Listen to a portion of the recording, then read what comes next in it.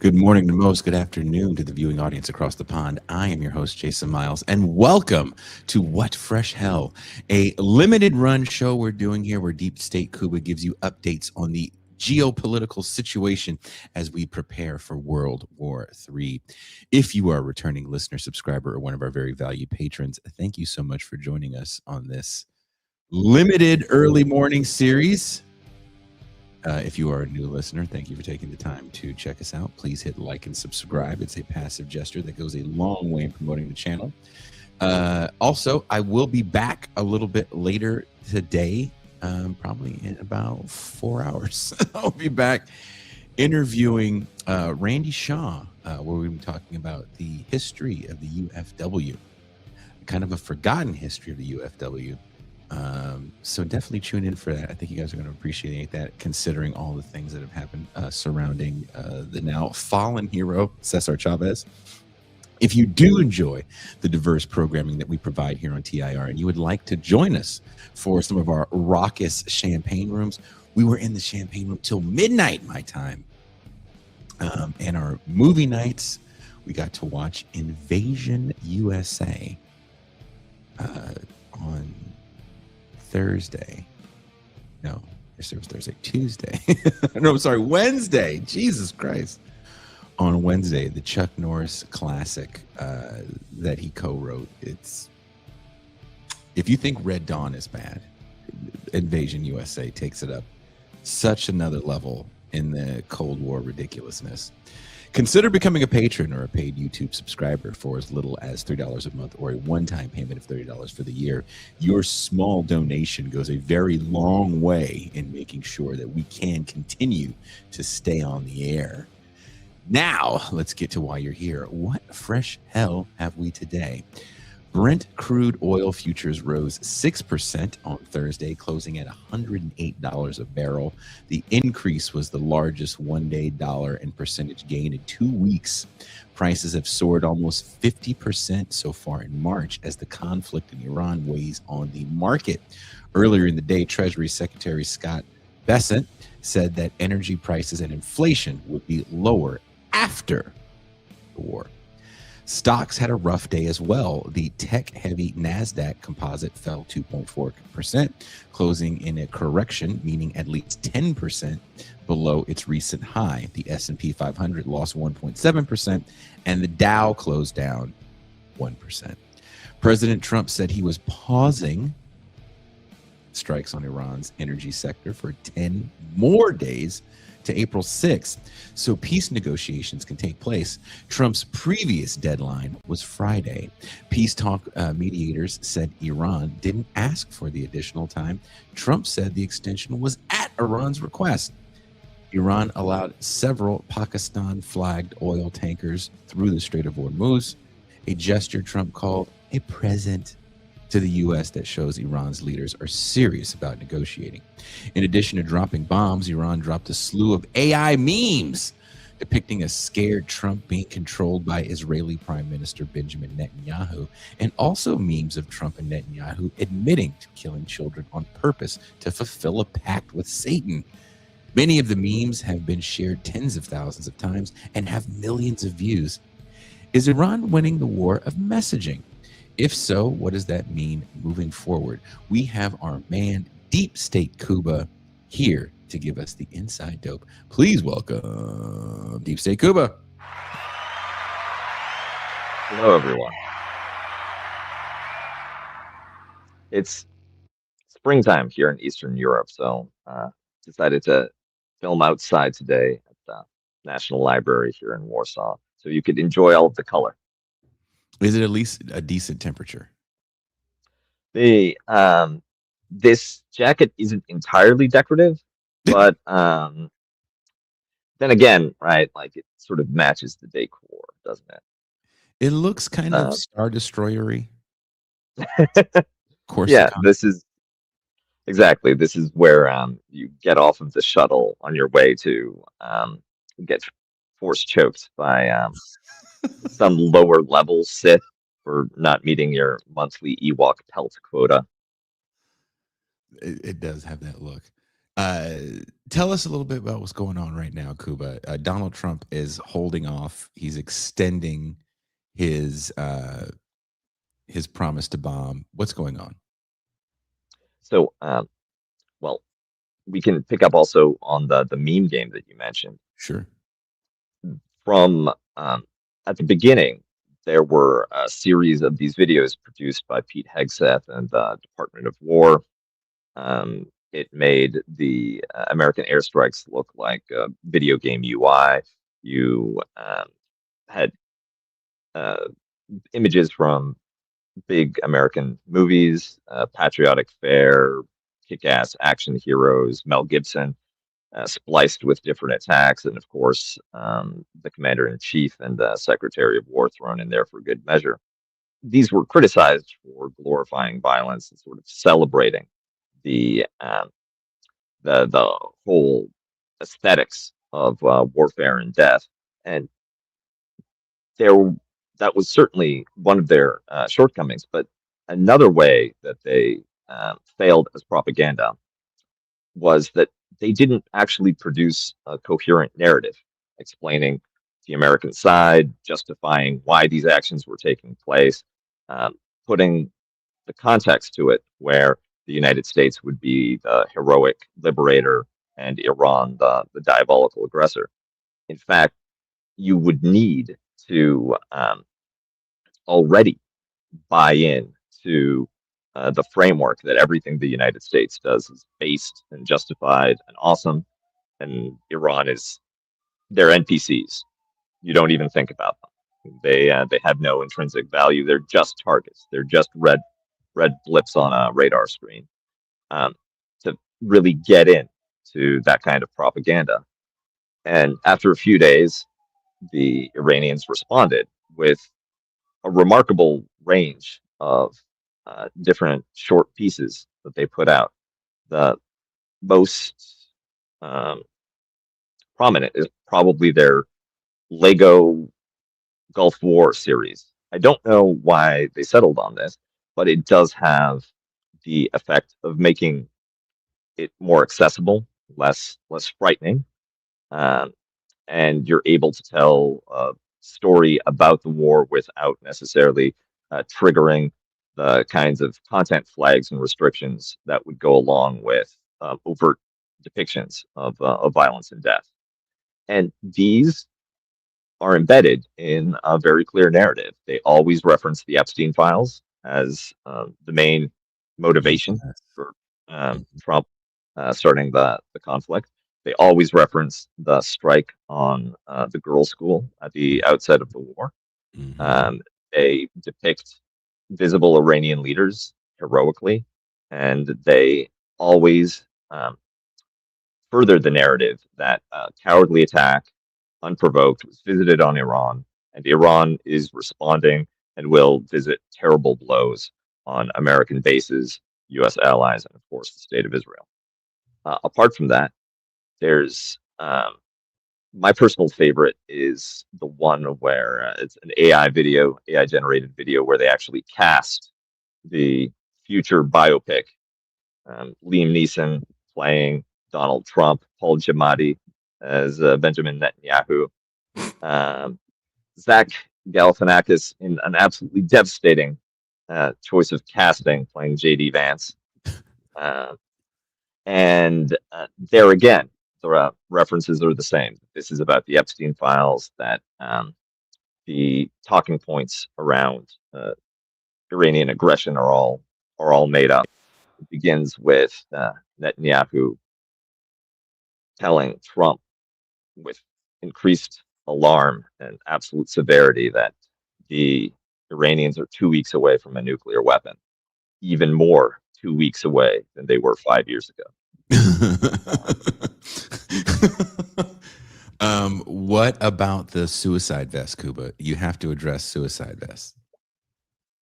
That it's interesting that Vance came out of his gopher hole in order to deliver this press conference, and the best that he could come up with was this very retro, very post 9/11 type of fear mongering that Iranians could take their enriched uranium and put it in some kind of suicide vest as a terror tactic against U.S. civilians. I suppose that's the only way that you can tie in the conflict with a threat against the U.S. homeland, some way to really um, drive home the notion that this is about more than power projection in the Gulf, more than oil, more than Israeli interests, more than the Epstein files. But uh, it's an incredibly fanciful type of messaging. Didn't really seem that Vance himself believed it. So um, it may have been induced, right? A coerced type of public appearance meant to shore up the right wing, create the illusion that the administration is unified around this conflict. While in reality, even within the MAGA coalition, even within the Republican Party, you've got fissures and defections, and a great deal of criticism coming from not just media figures, but people like Nancy Mace and Thomas Massie, right? And not just Thomas Massie, of course. When it was limited to him on the Epstein files, that was still something that could be contained. But we have our first high prominence resignation coming from the terrorism office, no less. And that messaging is something that the Trump administration really needs to counter, develop some kind of antidote in order to prevent the erosion of support below that kind of 30 some percent floor that MAGA has delivered him up until this point, especially as it looks more and more likely that this war is going to shift from an air campaign to a boots on the ground type operation with the very real chance of becoming a long term quagmire, right? No one went into Afghanistan expecting to stay 20 years, but that's what ended up happening, with, and of course, ended with the replacement of the Taliban by the Taliban. Let me focus in a little on the preparations being made for that ground campaign and how it's likely to develop.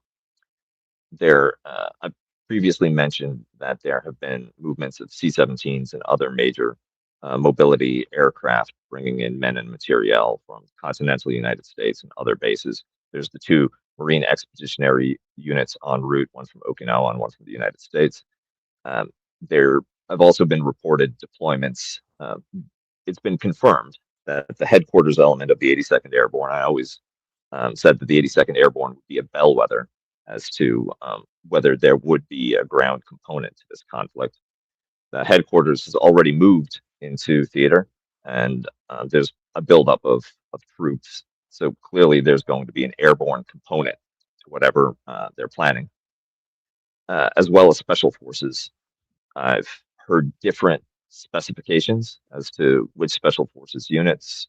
It looks certain that there's Navy SEALs, that there's going to be some naval engineers, but some of the outlets from around the region have added Delta Force, Army Rangers, the entire panoply of special operators available to the United States war machine. So the targets that have been identified in the press, most of the attention has been devoted to Karg Island. We've spoken about that before. That's the terminal that accounts for the vast majority, 80 to 90% of Iranian oil exports. The idea being that you could take that, hold it hostage, use it as a bargaining chip, and as a means of undercutting Iran's ability to fund its campaign. The fact that it's such an obvious target, and the fact that it's been mentioned repeatedly across um, all media, makes me suspect that there's going to be more to it than that. That if Karg Island is indeed the target, you might have wanted to be a little bit more subtle. All of the signaling may indeed suggest that the real target is going to be closer to the mouth of Hormuz. Karg Island is all the way inside. It's close to Kuwait and Saudi Arabia, difficult to get to. You would have to sail through the Strait of Hormuz, um, contested waters, or you would have to fly in through contested airspace. It'd be a very challenging mission in that respect. There's easier access to Larak and Keshem Islands. They are right at the mouth of the Strait of Hormuz, and right now they're being used by the Iranians as a kind of toll booth.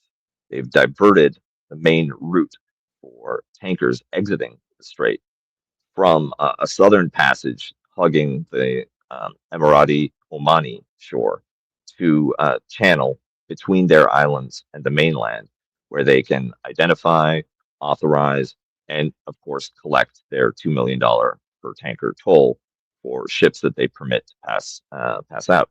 So these islands would be attractive targets in that they directly command the opening to the strait, and they would cut off Iran's ability to perform that toll booth control function. They also are very close to the Iranian mainland and contain airfields and ports and other logistics infrastructure. If they could be taken over and repurposed, then they could become staging areas, forward operating bases for follow on operations against the Iranian mainland. So I expect that those islands will also be, if not the center, at least a significant part of the American effort to open the Strait of Hormuz and to challenge Iran, raise the stakes, escalate, and provide some leverage for their negotiations. Do you think that challenge can be successful, or do you think they're setting these young men up for kind of a bloodbath?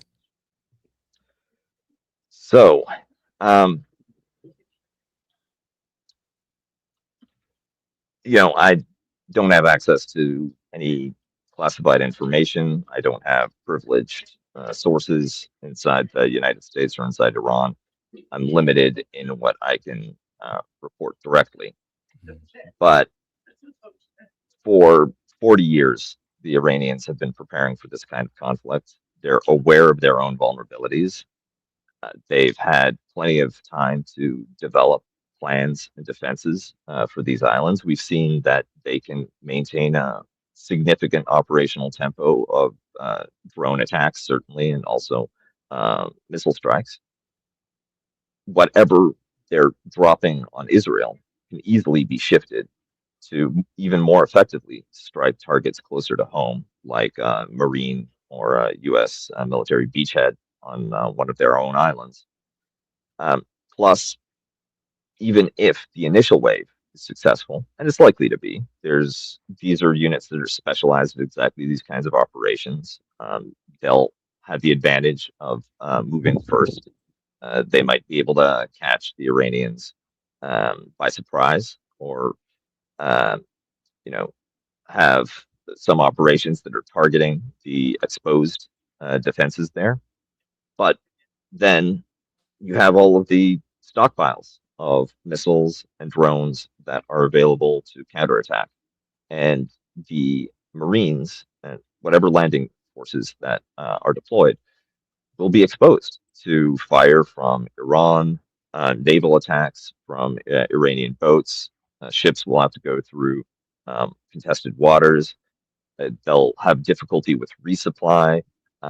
Airplanes will have to operate close and low. They'll be vulnerable to air defenses.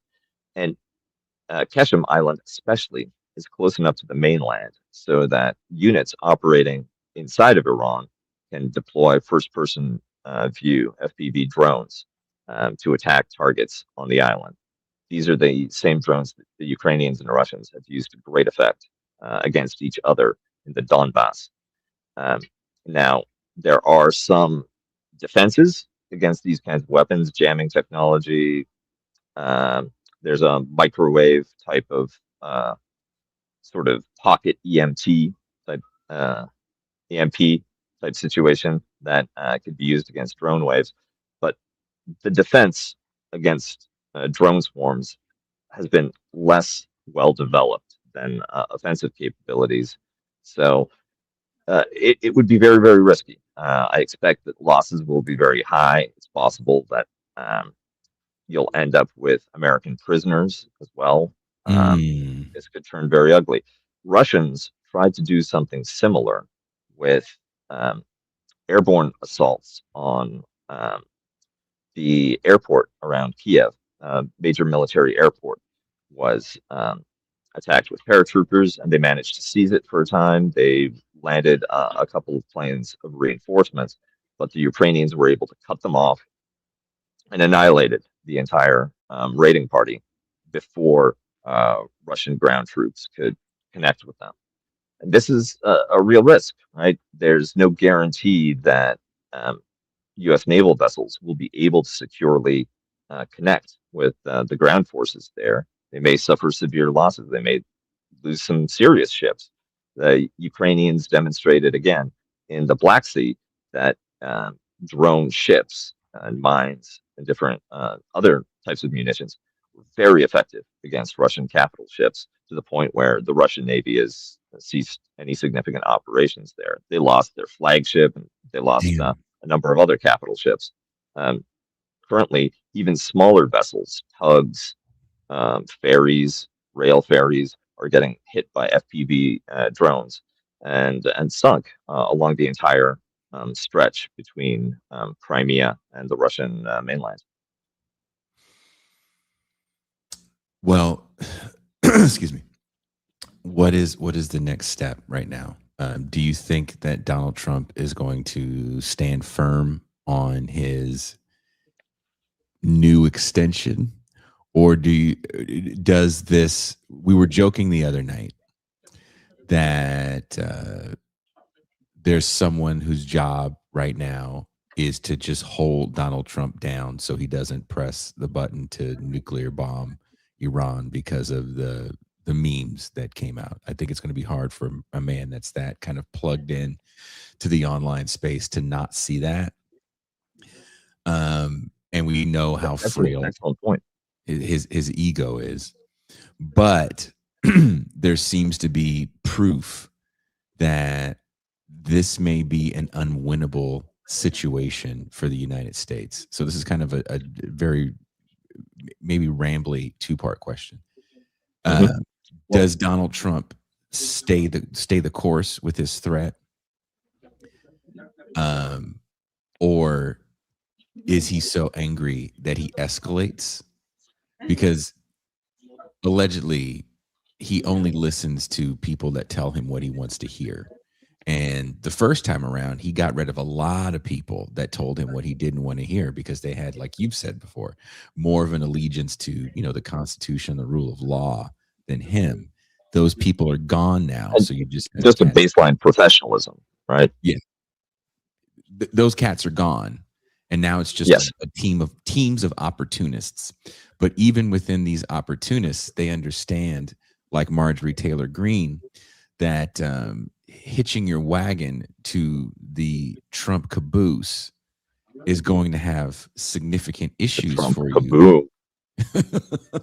So when do the Hegseths and the Tulsi Gabbards start to jump ship?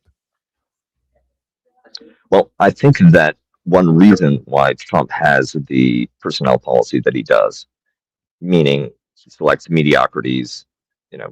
Pete Hegseth was a reserve major, I believe, and a Fox News contributor, an absolute fail-son. Similarly, Tulsi Gabbard, she topped up out as a reserve intelligence officer and a congressman that was marginalized within her own party. These aren't people who have their own establishment political base. They have relied on Trump to achieve the levels that they have, and as a result, they if they betray him, they don't really have anywhere to go. They might find a place in the kind of Tucker Carlson MAGA resistance that's forming. Tulsi Gabbard might be the most likely candidate to end up there, but for them, it's extraordinarily risky. And they've also been pulled into this world where they've committed all kinds of war crimes, constitutional violations, some light treason, to quote Arrested Development. So that can also be used against them as a means of ensuring their loyalty and preventing defection. I think that they there's someone or there's been a major effort at containing Trump in terms of his media diet. He's briefed on this conflict mainly through these 2-minute sizzle reels of attacks against Iranian targets. And then um, what penetrates and gets through to him is probably mostly from the business side, mostly Scott Bessent, mostly figures like Witkoff or uh, Nutlick, Lutnick, telling him about market movements. Those are things, those are signals that he receives. But other types of information, especially from the military side, can you trust Pete Hegseth to brief him? Can you trust him not to fall asleep during briefings by actual qualified generals? Can you trust Tulsi Gabbard to give him unfiltered intelligence? She was already been demoted to the kiddie table with J.D. Vance and the other America First types. So I think that Trump has a constrained view as to what's going on. Hopefully, that also includes limiting his exposure to this provocative Iranian propaganda, right? It could very well be that he believes that negotiations are happening with the Iranians, that things have progressed further than they did, that that those 8 Pakistani ships are a gift, right? I don't know who's doing the message massage, whether that's on the Iranian side, right? Like, sort of how many ships did we pass through for the Pakistanis? Ali, 10, 10. Okay, we're giving you 10 ships as a gift. Versus, but that could also be done within his own administration by people.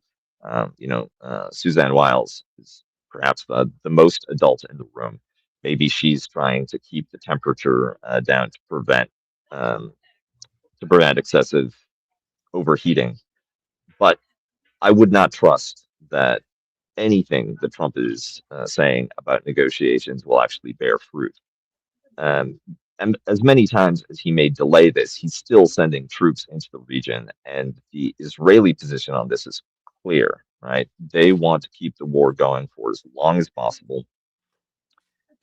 If they have to settle for anything less than regime change or state failure, then they want to degrade Iranian capacity as much as possible to buy themselves um, as long a runway as they can to reconfigure and adjust their regional strategy to a world where Iran is rebuilding. The United States has lost a great deal of its credibility as a security partner, a great deal of its heavyweight punch in terms of hard power, and perhaps these bases, the archipelago of U.S. bases from Kuwait to Oman. Um, they've already lost everything in Iraq. Um, it's unclear how long it will take to rebuild these other facilities, or whether that's in the cards at all. Um, Likely, the GCC states would welcome the Americans back, but it's substantial investments to repair all the early warning sites, all of the ground infrastructure, and um, especially with the um accelerated burn rate of Patriot missile systems, interceptors, all kinds of smart munitions as well. It'll be a while before the United States ret- returns to its pre-war level of readiness, even if it focuses exclusively on the Middle East. And what does victory look like for the United States at this point?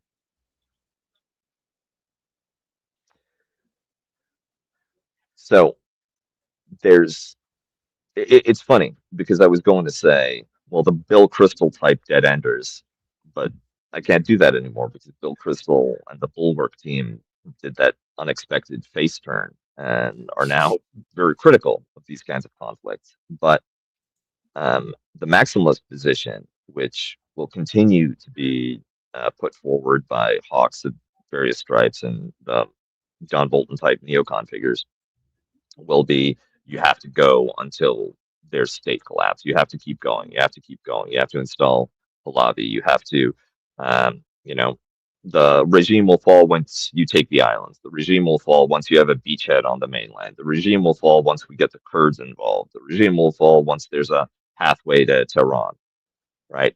There's going to be that kind of pressure to keep escalating and keep increasing the pressure, right? And if you don't, then it'll be domino theory, right? You know, the Iranians will take Kuwait, the Iranians will take Lebanon, the Iranians will take Syria, et cetera, et cetera. So step one for any kind of American victory, something that could be called victory, would be avoiding that. I think that the way that this war concludes is through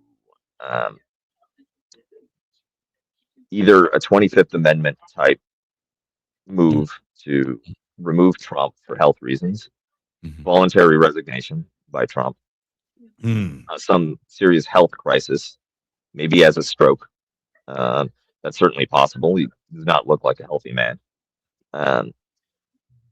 It might drag on until past the midterm elections, when there's enough of a body count and enough despair at reaching anything like a positive outcome for the United States that he is impeached and removed, or impeached and induced to resign. And J.D. Vance, one step ahead of his own prosecution, then pulls a Richard Nixon and gets out with the flimsiest pretext of peace with honor, and gives up the region to Iranian influence, right? Or reshores, right? Starts arming the Gulf states, especially Saudi Arabia, with the concept that they will take up the burden of containment once the United States is gone. But that might also require some rupture in the U.S.-Israeli relationship as well. That's difficult to see in the immediate term, but with the change in attitudes to the Israeli alliance that is visible on the left, it's visible on the right, it's visible in MAGA, it's visible even in leadership figures. The days of that alliance are over, and there will be a rupture in the medium term. Perhaps that is the moment where you replace that alliance, you replace Trump as leader, and that will provide the United States an off ramp, which Trump would not otherwise be. Trump himself would be unable to engineer. We do have a couple of questions for you. You ready for questions? Or there's Absolutely. Okay. Don't threaten me with a good time. Kuba, according to a lot of speculation based on estimates, there seems to be a lot of talk about how Interceptor stocks could be very low. Do you think this is accurate? Thank you, Red. Yes, I've looked into this, and it's definitely a major concern, especially with certain categories of interceptors. Patriot missiles that are used for ballistic missile defense. They've also been used against Shahed drones, but the Ukrainians consider it to be hideously wasteful. They never use Patriots against Shaheds. They save them for Russian ballistic missiles. Those are already in a very serious shortage condition, to the point where the United States has begun stiffing its allies for weapon systems that have already been paid for. The Europeans, through NATO purchase mechanism, already spent $750 million that was supposed to resupply Ukraine. That money has been repurposed for American weapons for the Gulf War. And they've also stiffed the Swiss, who are a neutral country, not a NATO ally, for Patriot missile systems that they cannot deliver. There are major bottlenecks that prevent being able to ramp up production. We're talking about access to rare earth minerals. shortage of facility, shortage of cleared, trained, authorized engineers and production line staff. We're talking about shortage of components, including the solid state rocket engines. Those are very finicky and indeed dangerous to produce, right? You need very specific types of facilities, or they just blow up. You need very highly trained engineers, or they just blow up. You know, they need to be stored and transported in very specific ways using very specific equipment, or they just blow up. So um, all of that infrastructure is sharply limited, and the infrastructure necessary to increase that infrastructure is likewise sharply limited. All of which is exacerbated by the shortage of oil coming out of the Straits of Hormuz, which is a major input in this entire production process. So it's very difficult for the United States to replace the stocks of Patriot missiles, of THAAD interceptors, of these kinds of anti-missile systems. And right now, they're rationing where they can deploy air defense systems in Israel. The Iron Dome coverage has gotten smaller and smaller and smaller. The communities in the Negev and in northern Israel are complaining because it seems as though they're concentrating on protecting Tel Aviv and Jerusalem and central Israel. Likewise, the Gulf states are already suffering greatly from holes in their missile defense, and the Iranians are having a much easier time striking targets that were supposed to be secure. Okay, let's see. I think we have some more questions here.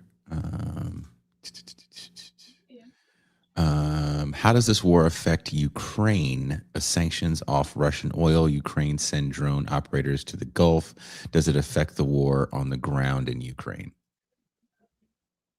So Ukraine has read the strategic implications of the Iran conflict, especially with the resulting high oil prices. That this is a major vulnerability for their strategy and a potential windfall for the Russians.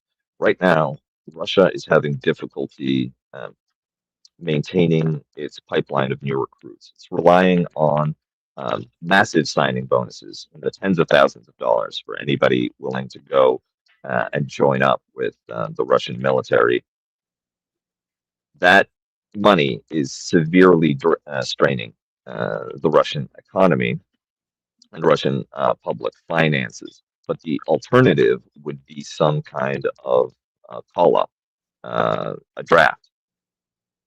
Putin doubts that there would be sufficient means to maintain stability given the inevitable protests that come up when you introduce conscription, especially since I've seen Russian sources indicating that new recruits have an extremely short lifespan.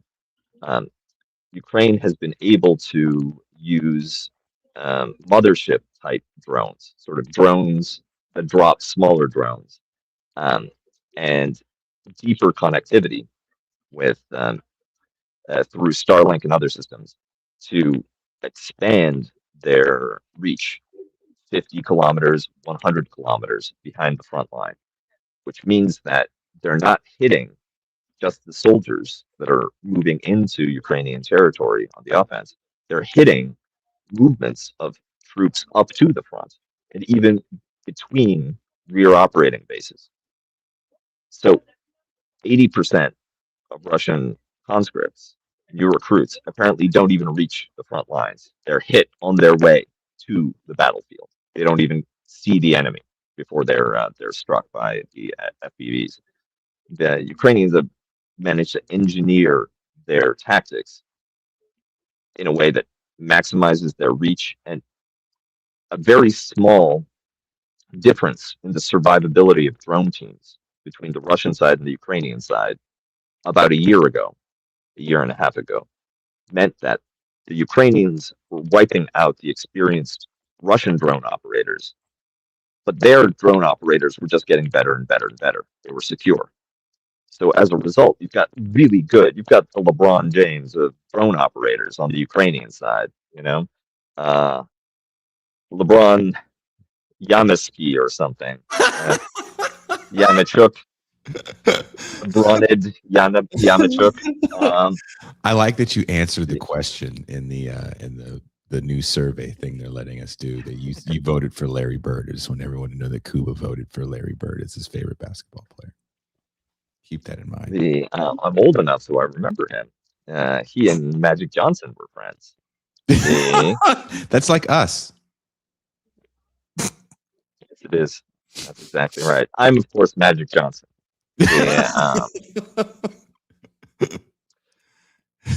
Someone said Kuba's live casting from the Ministry of Magic. Ministry of Magic, forget that. This is Azkaban. We have another question. Even if Trump is no longer calling the shots, how does the U.S. keep Israel from continuing to set the region and thus the world on fire? Excellent point. One reason why Trump is so seriously boxed in is because Israel, in its target selection and package, seems to be doing its utmost to remove any potential off-ramps available to him. There were, of course, all of the decapitation strikes that followed the initial wave, hitting people like Larijani, figures that were senior enough and with enough outside experience to potentially broker some kind of agreement. Fear of Israeli decapitation strikes makes communication with figures that might be willing to talk so much more fraught. After all, even if you want to discuss things with Washington, you have to have the most stringent and most restrictive measures in place to prevent Israeli intelligence from figuring out your location through those communications and then wiping you out. Right? That's a major concern on the Iranian side, and it seems like a deliberate policy in order to prolong the war. Nobody trusts Trump, of course,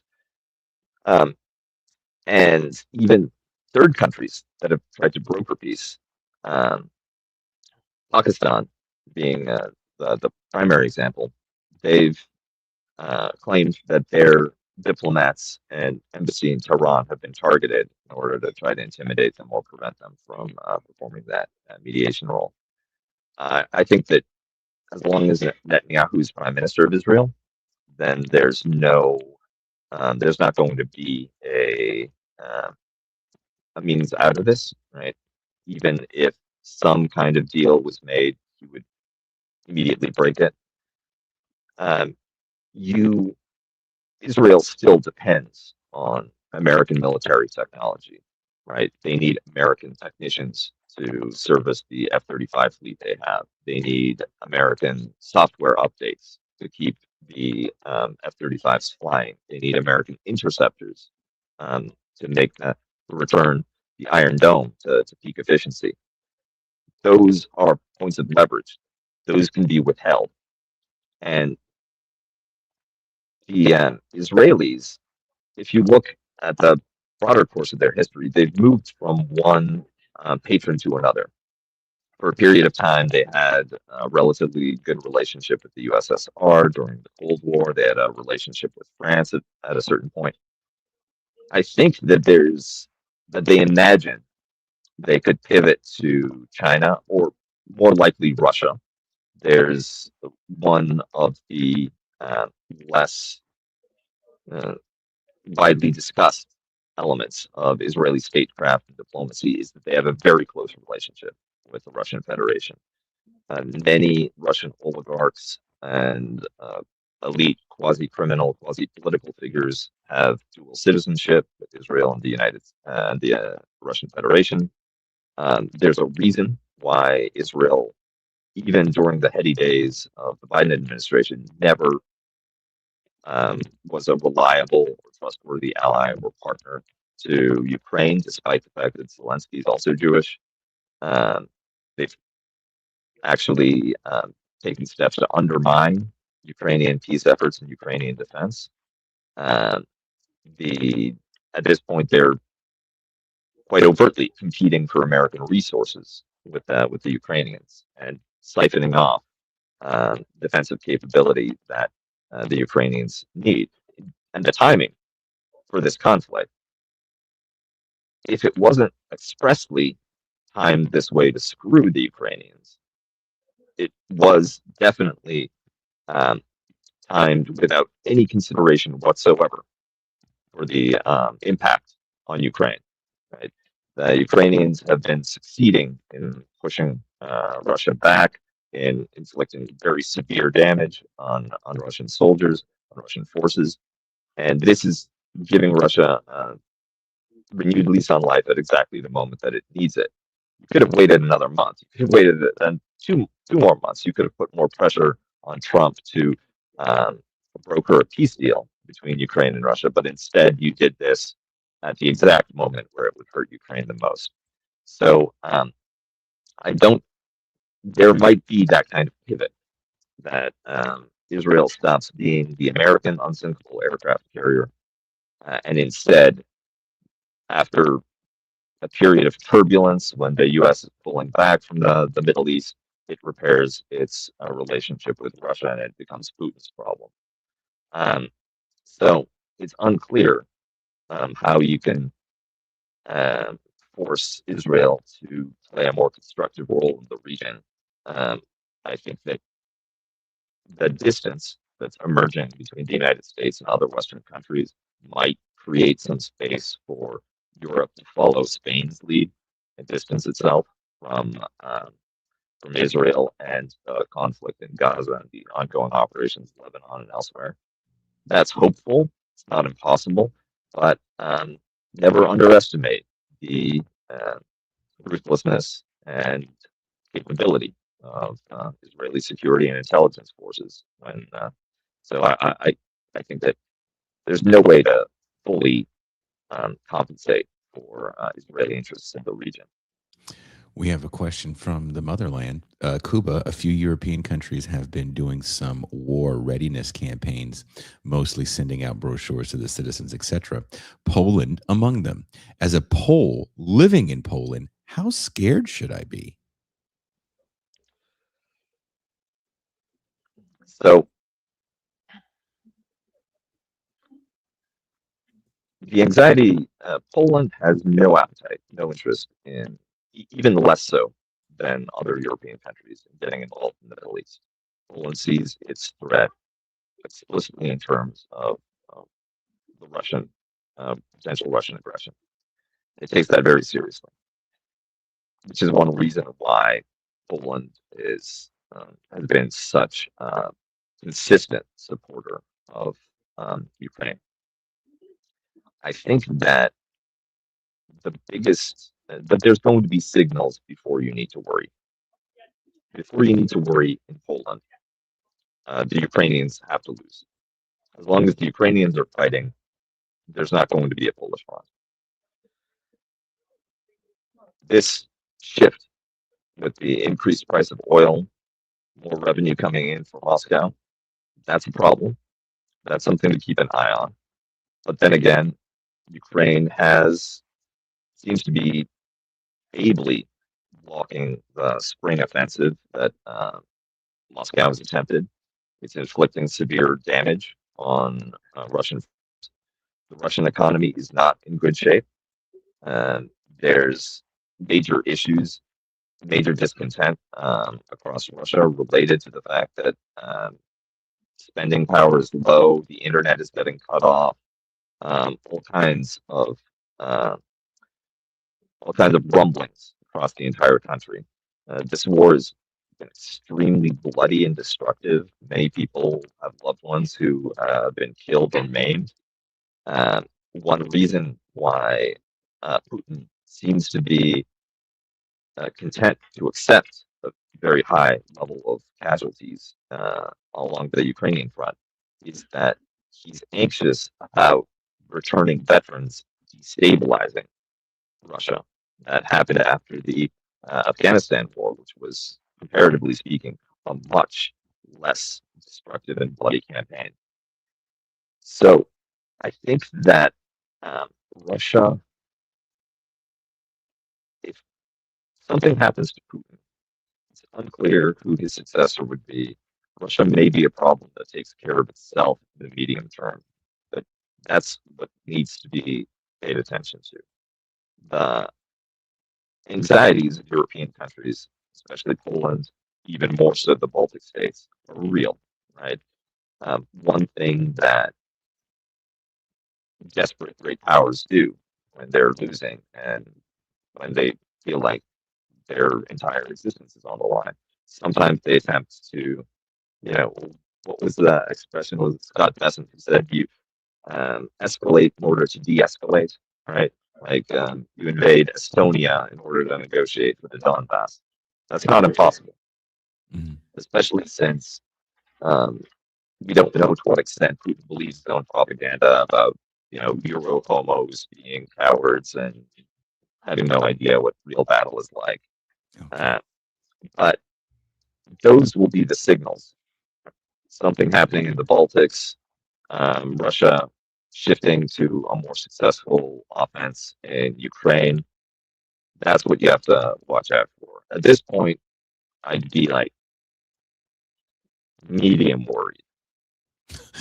I'll let you know when we When it's go time to into be oh shit. yellow-orange territory. We I had mean, okay, go ahead. medium worried means that it's probably going to be like climate and collapse of EU politics that'll get you more so than the Russians. But yeah, and we'll check in again next week. Um Question from a new listener, Devos1. Do we really have any reason to believe that only 13 U.S. soldiers have died since Trump's bullshit war started? It is difficult to conceal troop fatalities, or rather, what we've seen from previous conflicts is that it is difficult to conceal troop fatalities from the American public. There's too many mechanisms for that information to get out. This war is quite unprecedented and represents a discontinuity. It's not the same kind of war that the United States has fought before. It is not being planned and executed in the same kind of way. This is not a regular U.S. government. This is not the military industrial complex or the security state as we have known it heretofore. So it's possible that there are new forms of censorship, new restrictions, new types of deceit that are being employed against military families and the general public. 13, that seems low. I do know that the main evacuation hospital in Germany was filled with critically and seriously wounded American soldiers within the first few days of fighting. It's also quite possible that the number is accurate because, and this is something that we've seen in Iraq and Afghanistan as well, U.S. first aid and battlefield medicine and medevac have become so effective that people who would normally, in previous battles, in previous conflicts, have died of their wounds get life-saving medical attention, but we don't know what type of condition they're in, right? Like there might be just wards and wards of grievously wounded, multiple amputee soldiers that will never truly be well again. That's depressing. Do you have time for a couple more questions? Yeah, let's do it. Is there any chance of other nations become openly involved in this conflict? So, one possibility is that Iraq, Iraqi sentiment it's mixed. There's certainly segments of the Iraqi population, the Kurds in the north, for instance, that are generally negatively disposed to the Islamic Republic of Iran. They are not. They've shown no interest in intervening for the sake of the American effort, um, but they obviously sympathize more with their Kurdish brothers in that generally live under some level, some degree of repression in Iran than they do with the Iranian regime. However, the substantial Shiite Arab population of Iraq is quite sympathetic with Iran. Many political parties emerged out of the Iraqi opposition that was exiled to um, Iran after Saddam Hussein. There's many clerics and imams that studied in the seminaries of Iran before returning to Iraq. There's I've seen reports of aid caravans moving um, food, equipment, fuel into Iran from Iraq. It's not impossible that the Iraqi government it's lost members of its regular military to American bombing. The United States negotiated a deal with the provisional mobilization forces, the PMFs. These were militias stood up to fight ISIS during that conflict and were later integrated into the regular Iraqi military. Uh, they negotiated with the Americans a ceasefire so the United States could evacuate its soldiers.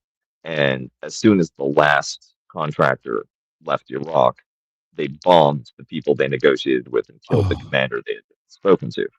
So that's a 300,000 man force right there on top of the regular Iraqi military.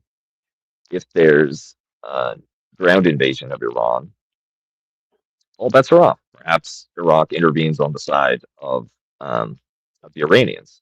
After all, it would give them an opportunity to scoop up Kuwait, um, potentially move into Jordan. The, every country in the Middle East has a greater blank project. You know, there's a greater Israel, there's a greater Syria, there's a greater Iraq, right? Um, so that's a possibility. Uh, the Emiratis have been um, woofing a lot. They've been talking big about how the Iranians are their enemies, the Iranians are behaving outrageously, that they're going to do something about it. Just you wait. You know, it's like let me at him, let me at him, right? mm, So it's conceivable that if there's an escalation with American boots on the ground, the Emiratis will contribute in some way. The Gulf militaries are problematic because they're not designed to actually fight state on state wars. They're designed to protect the royal family from the population of the country as well as the other militaries each country sponsors. Generally speaking, you have at least two parallel military formations in places like Kuwait or the Emirates or Saudi Arabia. I believe Saudi Arabia has 6 different chains of command, all independent of one another, that are just designed to keep an eye on one another so nobody coups MBS. But these forces might be induced to join up with an anti-Iranian effort. That, of course, would bring the Houthis in. So you might have Yemen coming in as part of a response to an escalation. Apart from that, to the extent that any Western power might join, the UK is the weak link.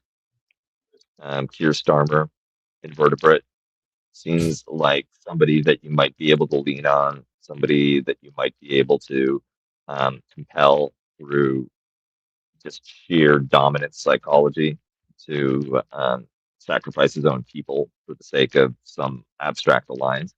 The United States has already been threatening um, UK foreign policy, saying that if it makes any moves to get closer to Europe that compromise the trading relationship with the U.S., that would be treated as an unfriendly act, which is some nice reverse colonialism.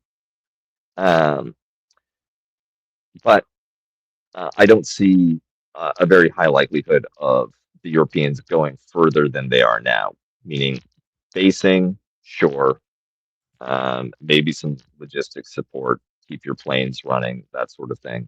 But it would be politically suicidal for any European country to sort of make a full-throated Iraq War style coalition of the willing um, position.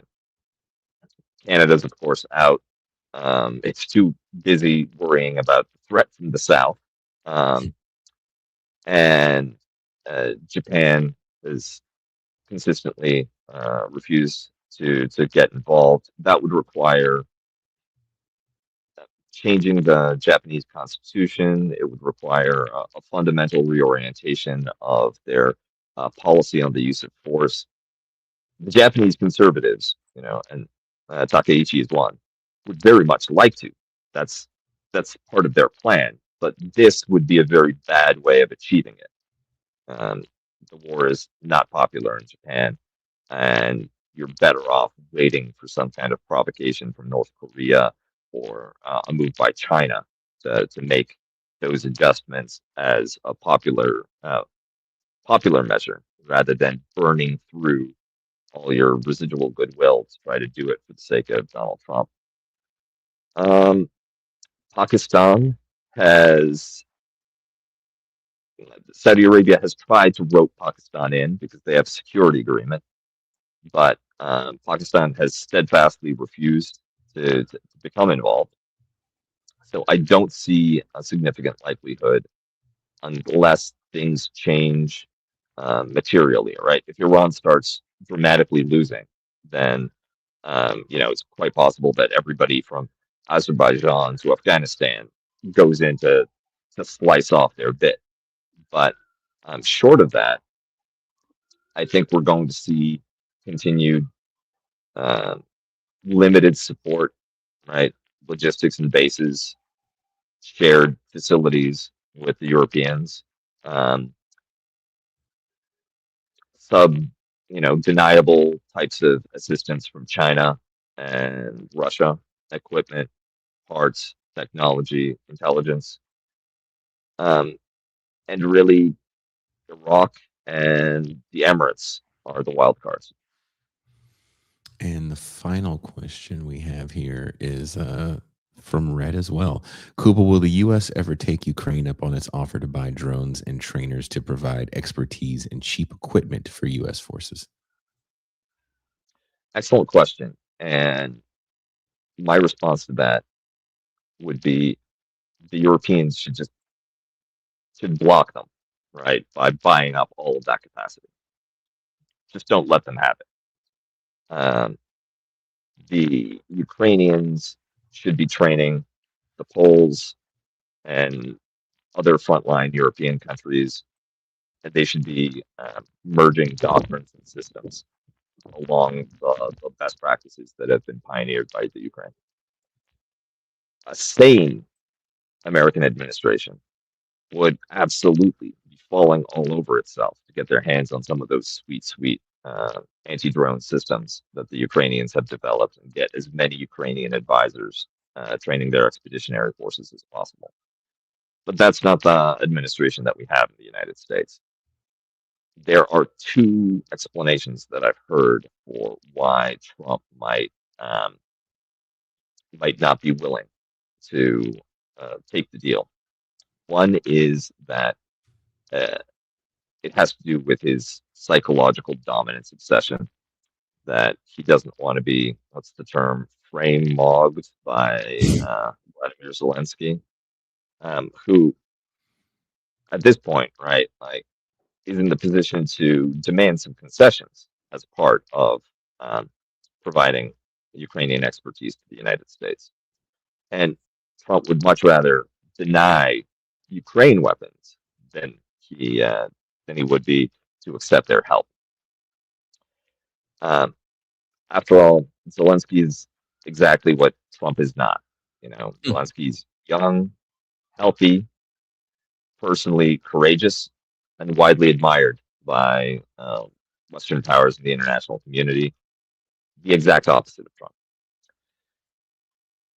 The second reason, less personal, less personality based, is that the international plan, the scheme of the Trump administration, is to realign the United States towards Russia and create an alliance that would link Russian and American interests.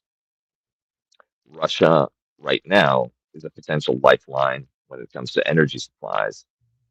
It could be a big exporter, and that could offset the supply loss caused by the blockade of the Strait of Hormuz.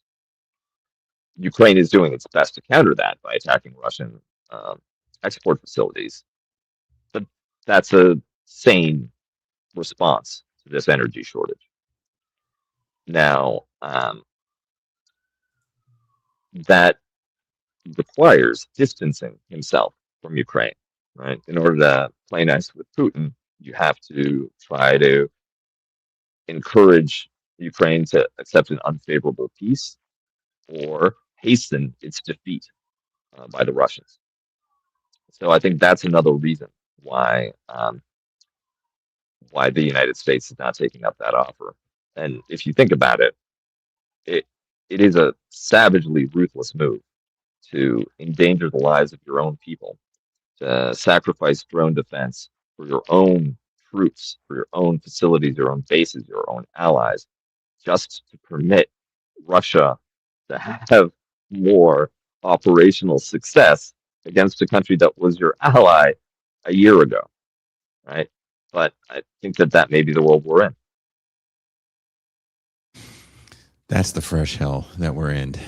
Thank you very much, Kuba, for taking the time to talk with us for me, this beautiful Friday morning. Again, I will be back in 3 hours speaking with Randy Shaw about the history of the UFW. Do you have anything to say about the UFW, Kuba?